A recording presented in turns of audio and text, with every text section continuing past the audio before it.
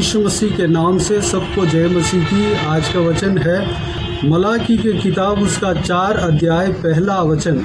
क्योंकि देखो वह धधकते भट्टे का सा दिन आता है जब सब अभिमानी और सब दुराचारी लोग अनाज की खूंटी बन जाएंगे, और उस आने वाले दिन में वे ऐसे भस्म हो जाएंगे कि उनका पता तक न रहेगा। सेनाओं के यहोवा का यही वचन है। मेरे प्रियो, हम परमेश्वर प्रभु यीशु मसीह के ऊपर विश्वास रखे हैं। प्रभु यीशु मसीह के दिखाए हुए मार्ग के अनुसार चलने के लिए अपने आप को परमेश्वर प्रभु यीशु के हाथों में सौंपे हैं। हमारे जीवन में कभी कभी कोई ऐसा व्यक्ति रहते हैं जो हमें चोट पहुंचाते हैं, हमारा दिल में चोट पहुंचाने वाला रहते हैं और कांटों जैसे चुभने वाला रहते हैं, और हमें दुख देने वाला रहते हैं, हमें सताने वाला रहते हैं, हमें संकट देने वाला रहते हैं, हमें हमेशा अपने बातों से या कोई भी उनके चाल चलन से हमें परेशान करने वाला रहते हैं। उन मनुष्यों के नाम परमेश्वर का वचन ये कहता है कि वो दुष्ट मनुष्य है। हम कभी सोचते हैं कि परमेश्वर इस व्यक्ति को मेरे जीवन से दूर क्यों नहीं करता, इस व्यक्ति को मेरे जीवन से हटाता क्यों नहीं, अगर हट जाए तो ठीक है, या उस व्यक्ति से हम अगर दूर हो जाएं तो अच्छा रहता। लेकिन मेरे प्रियो, प्रभु यीशु मसीह का वचन कहता है कि एक दिन आएगा जो परमेश्वर के लोग परमेश्वर के साथ अनंत जीवन में प्रवेश करेंगे। जो कोई भी जन प्रभु यीशु मसीह को नहीं माना, जो ग्रहण नहीं किया, जो दुष्ट चाल चलन से प्रभु के लोगों को डिस्टर्ब करते हैं और कांटों की तरह चुभते हैं, परेशान करते हैं, वह अपने उस गुण से फिरता नहीं, आखिरी तक फिरा नहीं, तो उनका अंत ऐसी होगा। धधकते भट्टे का सा दिन जब आता है, जब प्रभु यीशु का समय आता है, उस समय अभिमानी यानी कि वह अभिमानी भी होंगे और दुराचारी होंगे, यानी कि दुष्ट काम करने वाला व्यक्ति होंगे, दुराचारी होंगे।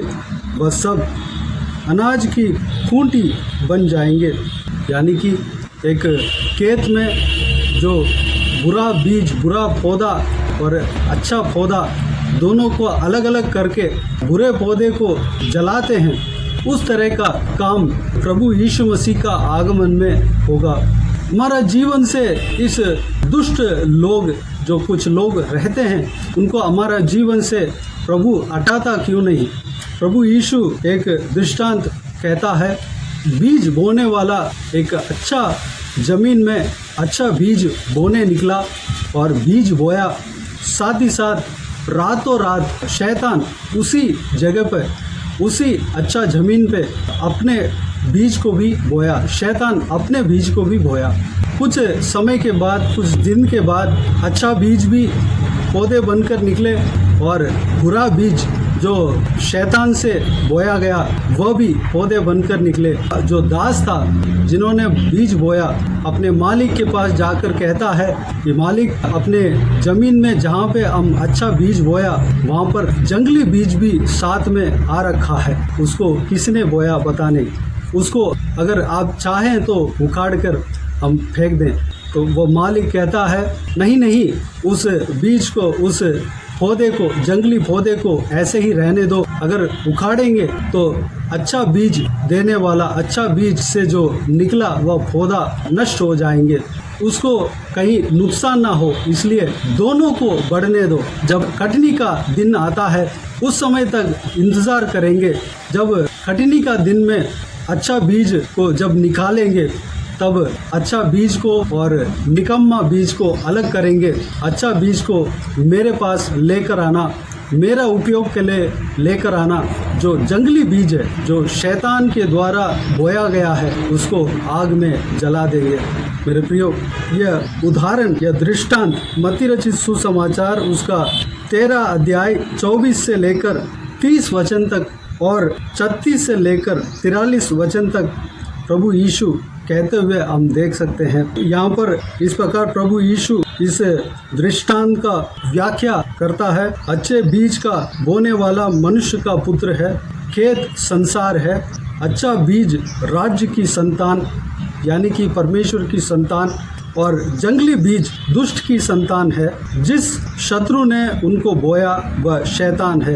कटनी जगत का अंत है और काटने वाले स्वर्गदूत हैं। जैसे जंगली दाने बटोरे जाते और जलाए जाते हैं, वैसे ही जगत के अंत में होगा। मनुष्य का पुत्र अपने स्वर्गदूतों को भेजेगा और वे उसके राज्य में से सब ठोकर के कारणों को और कुकर्म करने वालों को इकट्ठा करेंगे और उन्हें आग के कुंड में डालेंगे, जहां रोना और दांत पीसना होगा। उस समय धर्मी अपने पिता के राज्य में सूर्य के समान चमकेंगे। मेरे प्रियो, जब जगत के अंत होगा, कटनी का यानी कि कटनी का समय होगा, प्रभु यीशु का न्याय का समय होगा, न्याय का दिन होगा। प्रभु यीशु का दिन जब आएंगे, अच्छे बीज और निकम्मे बीज, जो प्रभु यीशु मसीह के द्वारा बोया गया व्यक्ति, प्रभु यीशु मसीह के द्वारा जन्मा गया व्यक्ति, प्रभु यीशु मसीह से जो विश्वास करता है वह, और निकम्मा बीज यानी कि शैतान के द्वारा जो बोया गया बीज अलग किए जाएंगे और सही सही न्याय उस समय पर मिलेगा। अगर अभी दुष्ट मनुष्य जो हमें परेशान करते हैं, हमें कांटों जैसे चुभते रहते हैं, उनको अगर हटाएगा तो हमें भी नुकसान हो सकता है। वह चुभने से भी जिस परिस्थिति हमारा जीवन में है, हम जो परिस्थिति में हम गुजर रहे हैं, उससे ज़्यादा हमें तकलीफ हो सकता है, हमें नुकसान हो सकता है। प्रभु चाहता है कि हमें नुकसान ना हो। प्रभु चाहता है कि हमें कोई घटी ना हो, हमारा कोई डैमेज ना हो। इसलिए बुरे लोगों को भी रखा है, न्याय के दिन तक रखा है। ज़रूर जो दुष्ट मनुष्य जिसको कहते हैं, जो शैतान के हाथों से जो इस्तेमाल होते हैं, वह ज़रूर परेशान तो करेंगे लेकिन नुकसान नहीं पहुंचा सकते। ज़रूर वह शैतान के द्वारा वह इस्तेमाल किए जा रहे हैं, हमें परेशान किए जा रहे हैं, हमें गिराने के लिए कोशिश कर रहे हैं, हमें प्रभु यीशु मसीह के मार्ग से हटाने के लिए कोशिश करते हैं, हमें मिटाने के लिए कोशिश तो करते हैं, लेकिन वह नहीं हो पाएगा। हमें प्रभु यीशु नष्ट होने नहीं देगा, हमारे जीवन में नुकसान होने नहीं देगा। हमें परेशानी तो आता है लेकिन नुकसान नहीं होगा। मेरे प्रियो, एक दिन आएगा, हमें परमेश्वर अपने साथ लेकर जाएगा, अनंत जीवन में प्रवेश कराएगा। प्रभु यीशु के साथ हम जिएंगे। मेरे प्रियो, इस बहुमूल्य वचन के द्वारा प्रभु हम सबको आशीष दे। हम प्रभु के वचन के अनुसार हम जो भी दुष्ट मनुष्य है, जो भी निकम्मा मनुष्य है, उन सबका उद्धार के लिए हमें प्रार्थना करना है।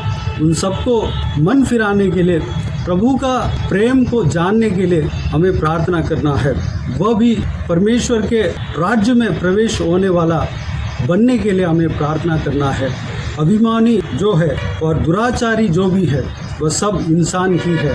प्रभु यीशु उनके लिए भी क्रूस उठाया, उनके लिए भी अपने पवित्र लहू को बहाया।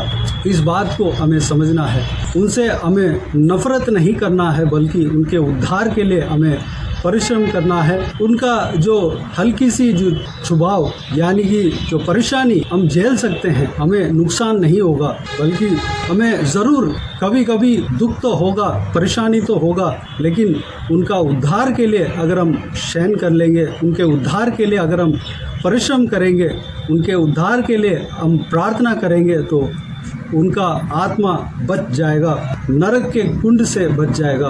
परमेश्वर के राज्य में प्रवेश होने के लिए अगर वह प्रभु यीशु से विश्वास करे तो हमें भी आशीष मिलेगा। हमारे द्वारा, हमारे प्रार्थना के द्वारा अगर वह बच जाए तो प्रभु हमें बहुतायत से आशीष देगा। स्वर्ग में आनंद ही आनंद, खुशी ही खुशी मनाया जाएगा। अगर एक आत्मा अगर स्वर्ग राज्य के लिए तैयार हो जाए, बच जाए, नरक के कुंड से बच जाए, तो परमेश्वर के राज्य में यानी कि स्वर्ग राज्य में, स्वर्ग में आनंद होता है, स्वर्ग दूतों के बीच में आनंद होता है। खुशी होता है। मेरे प्रियो, हम दूसरों का उद्धार के लिए हमें परिश्रम करना है, प्रार्थना करना है। हम यह नहीं सोचना है कि इनको हटा दें, इनको हमारा जीवन से दूर करें, परमेश्वर दूर करें, लेकिन हमें यह सोचना है कि वह उद्धार पाए, परमेश्वर के वचन के अनुसार चलने वाला बने, शैतान के हाथों से इस्तेमाल होने वाला ना बनकर परमेश्वर के हाथों से इस्तेमाल होने वाला बने। मेरे प्रियो, इस सारे वचनों के द्वारा और प्रभु यीशु मसीह के जो कहा हुआ दृष्टांतों के द्वारा जो कुछ भी हमने सीखा है, उस सारे बातों के लिए प्रभु यीशु को धन्यवाद दें, महिमा करें। प्रभु यीशु आप सबको आशीष दें। आइए हम प्रार्थना में जाएं। स्वर्ग पिता दयालु परमेश्वर, आपको धन्यवाद देता हूँ आज के इस बहुमूल्य वचन के लिए। आपको धन्यवाद देता हूँ परमेश्वर, बीते हुए दिनों में हमें संभाला, बचाया, सुरक्षित रखा। आपको धन्यवाद देता हूँ। आने वाला समय के लिए आपको धन्यवाद देता हूँ। आज के दिन में हमें प्रवेश होने के लिए अनुग्रह दिया, आपको धन्यवाद देता हूँ परमेश्वर। पिताजी, आज का वचन में जो कुछ भी हमने देखा और हमने परमेश्वर जाना, मनन किया, सारे बातों के लिए धन्यवाद देता हूँ परमेश्वर।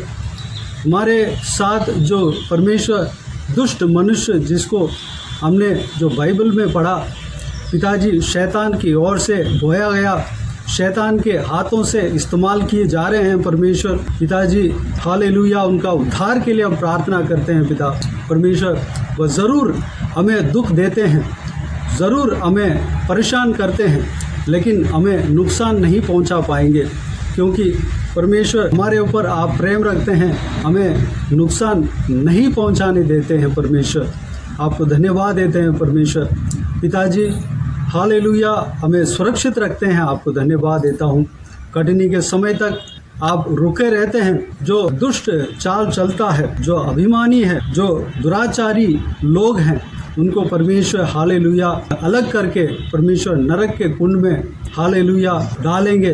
परमेश्वर, हम प्रार्थना करते हैं कि नया नियम के मुताबिक परमेश्वर वो सारा जन बच जाए, परमेश्वर सब उद्धार पाने पाए, परमेश्वर नरक में ना जाने पाए, बल्कि पिता आपके राज्य में प्रवेश होने पाए, परमेश्वर आपके लिए परमेश्वर जीने पाए।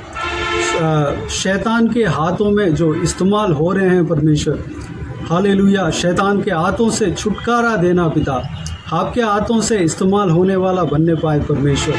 अनुग्रह देना पिता, उन्हें आशीष देना परमेश्वर।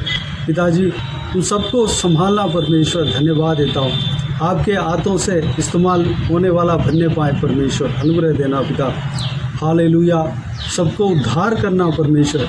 उनके लिए भी आप परमेश्वर क्रूस उठाया, उनके लिए भी आप मारा गया, उनके लिए भी आपका पवित्र लहू को बहाया परमेश्वर। उस बात को वह भी जानने पाए परमेश्वर, वह भी उद्धार पाने पाए, आशीष पाने पाए, आपके राज्य के लिए तैयार होने पाए। अनुग्रह देना पिता, धन्यवाद देता हूँ। सभी को आशीष देना, संभालना परमेश्वर, हमें और विश्वास में आगे बढ़ाना, आत्मिक उन्नति देना। जो कोई भी जन इस वीडियो को देख रहे हैं परमेश्वर, सभी को आशीष देना, संभालना। बाकी सारे बातों का आपके हाथों में सौंपते हैं। हर एक जन को आशीष देना। आज के दिन में जो कुछ भी काम करने जा रहे हैं, सारा कामों में सफलता देना। हर एक का ऊपर आपके हाथ हमेशा बने रहने पाए। सारे दुआ प्रार्थना को प्रभु यीशु मसीह के नाम से मांगते हैं। सारा जलाल, आदर, महिमा आपको मिलती रहे। प्रभु यीशु मसीह के नाम से सारा दुआ प्रार्थना को मांगते हैं और पा लेते हैं। आमीन, आमीन। प्रभु यीशु मसीह के नाम से प्रभु यीशु मसीह का आशीष और अनुग्रह हम सभी के ऊपर बने रहें। आमीन, आमीन। मेरे प्रियो, इस चैनल को सब्सक्राइब करें और शेयर करें। अगर किसी को भी प्रार्थना का विषय हो तो डिस्क्रिप्शन में दिए हुए नंबर पर कॉल करके प्रार्थना करा सकते हैं। हम आपके लिए प्रार्थना करेंगे। आप अपना पर्सनल प्रेयर में, व्यक्तिगत प्रार्थना में हमारे लिए प्रार्थना कीजिए। इस सेवकाई के लिए, इस सेवकाई में जुड़े हुए हर एक जन के लिए प्रार्थना कीजिए। हर एक का आत्मिक उन्नति के लिए, तरक्की के लिए, आशीष के लिए, परिवार का शांति के लिए प्रार्थना कीजिए। संसारिक आशीष के लिए, उन्नति के लिए प्रार्थना कीजिए। इस सेवकाई के द्वारा परमेश्वर आपके जीवन में कार्य किया हो वह भी हमें बता सकते हैं, ताकि हम सब मिलकर परमेश्वर को धन्यवाद दे सकें, महिमा कर सकें। प्रभु यीशु आप सबको आशीष दे। आमीन, आमीन।